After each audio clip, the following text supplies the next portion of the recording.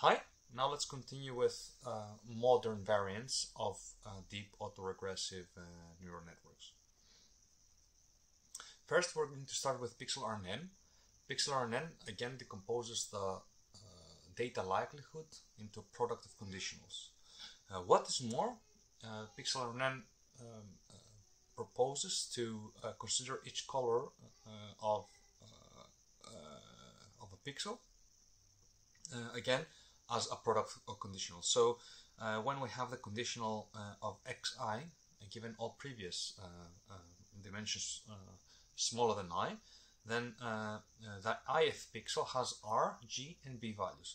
So it first computes the conditional of r, conditioned on all previous I values, including r, g, and b for all these previous I values. Then it multiplies this with the conditional on the variable xi and the green color, given then all previous pixels as well the ith pixel and the red channel of the ith pixel, and then multiplied by the conditional on the ith pixel blue channel, conditioned now on all previous pixels as well as the red and the green channel. The conditionals are modeled with 12-layer convolutional recurrent neural networks, and well, intuitively one of the reasons is that the MLP that was determined or defined for NAID cannot really easily scale when it comes to larger images. Also, it doesn't share the statistics across images. Pixel RNN models the output as a categorical distribution with 256 outputs. Pixel RNN uses specifically two types of Lstm variants to model the conditionals. First of all, it uses or proposes to use a row Lstm, which it's an Lstm with a so-called causal triangle receptive field. So for every new pixel here, red pixel here in this picture, it uses a 1D convolution from the previous row to aggregate the pixels in the previous row. This means that if you do this recursively, the effective receptive field is this blue area, which is a triangle, forms a triangle, and the convolution is always on the past pixels from the previous previous rows. So there are no future pixels used, and therefore it's causal. Of course, as we see, it loses some context. So these white pixels, for instance, from from the past pixels are not taken into account because of the triangle nature of the receptive field. The second Lstm variant proposed specifically to address the lost content was the diagonal by Lstm. So in this case, the proposal is to have two Lstms moving across the two diagonals, and now the Lstms have as input the pixels from the previous row here and same column, as well as the same row and previous column. So if our current neuron is this one, the red one, then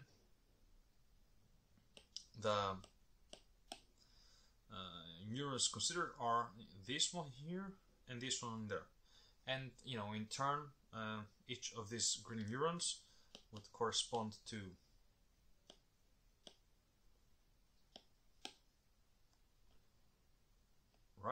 like this and this and this. So the receptive field grows diagonally. So this is the Lstm for one diagonal.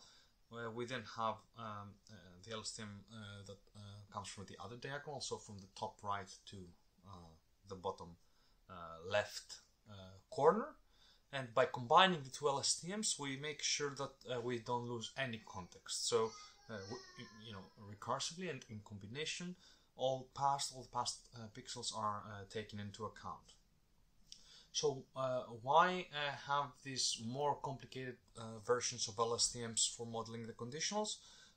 If we were to have a regular conditional, we would have to do pixel-wise sequential computations, like in this snake-like fashion, and this would require a lot of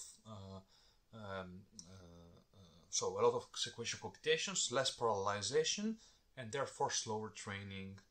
With row LSTMs and with diagonal by LSTM, we can process effectively one row at a time. The LSTMs can return the features from the entire for the entire row. This means that the computations can be better parallelized, and we can have quicker training and learning. In their models, they propose to use 12 layers of LSTM, so very deep architectures, and to speed up learning, they propose to use residual connections. In the end, the result was very good modeling of P of X with a very nice image generation. However, training was still slow because of LSTM. Generation was also quite slow because of the sequential nature of autoregressive models. To address and here we have some generations, some examples. We see that when we occlude part of the picture, we can still generate a lot of plausible ones. What is interesting is that they do not collapse to a single, to a single mode, so to speak, right? So we have quite some variation of what could the missing pixels look like. However, to address the slower learning, another variant in the same paper was proposed called Pixel CNN. So the idea is to replace LSTMs with fully convolutional networks comprising 15 layers without pulling layers, so that there is no spatial information lost.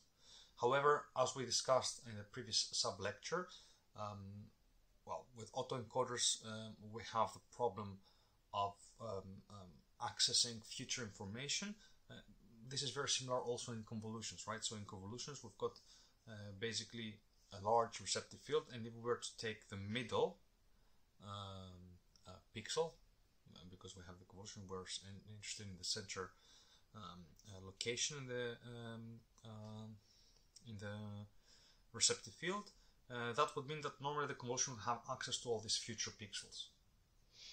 So with Pixel CNN, using masks is proposed, so that to make sure that there is no access to future information, that would mean there is no autoregressive property in the final model. As a result of replacing LSTMs with convolution networks, we have much faster training, since there is no recurrency in computations, so better parallelization. However, pixel generation is still sequential and therefore slow. Regarding generations, we see that Pixel CNN actually has very nice generates very nice examples. I mean, here, of course, they are lower resolution, but we can definitely recognize that this looks like coral reef, or these pictures look like horses, or that these are pictures of beaches. So the advantages and disadvantages of Pixel CNN is that they yield faster training, and the generation is here is a mistake. They have faster training. The performance is, however, a bit worse than Pixel RNN, as the context is discarded. Interestingly, the fact that convolutions are used means that a blind spot is created.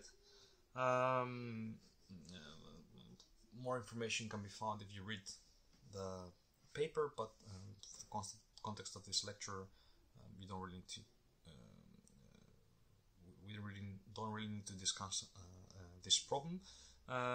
But in any case, if you were to use gated pixel CNNs, you would be able to fix the blind spot problem. Also, pixel CNN doesn't really have a latent space, and an improved version of pixel CNN is pixel CNN++, where the output is not a softmax anymore, but a discretized logistic mixture. And the reason is that the softmax requires a lot of parameters, right? Like it has an inner product to compute, and also it has very sparse gradients, because always you've got always a single output which is correct. And also pixel CNN++ conditions on whole pixels, not colors, and introduce several architectural innovations. More generally, and when discussing the advantages and disadvantages of autoregressive models, they have top density estimation, so really good generations in the end. The reason is that they take into account complex codependencies. So when they're generating new pixels, they take into account past pixels, and this means that they are, they have less perhaps of blurriness, or less of strange artifacts that make little sense, specifically because they take more into account the context. However, autoregressive models are not necessarily latent variable models, so they cannot always be used for representation learning, and generally they are slow in learning and generation.